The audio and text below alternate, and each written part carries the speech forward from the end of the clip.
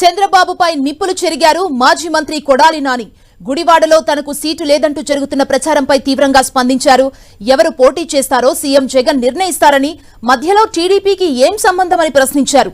పొత్తులతో ఎంతమంది కలిసొచ్చినా జగన్ను ఏం చేయలేరన్నారు కొడాలి నాని. గన్నవరం నేను వెళ్తానండి ఒకటి చెబుతాడు. గన్నవరం వల్లమనేని వంశీ పోటీ చేస్తాడు. ఆయన ఎవరిని మారుతాడని నా అడుగులు చెప్పారా?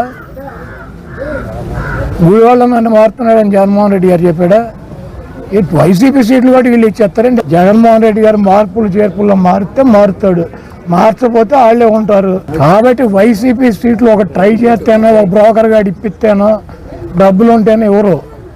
వైసీపీ సామాజిక సమీకరణలో ఎస్సీలకి, ఎస్టీలకి, మైనార్టీలకి, బీసీలకి పెద్దపీట వేయాలని జగన్మోహన్ రెడ్డి గారు ఇస్తున్నాడు. చంద్రబాబుకి దమ్ముంటే 25 సీట్లలో 11 సీట్లు జగన్మోహన్ రెడ్డి గారు బీసీలకు ఇచ్చాడు.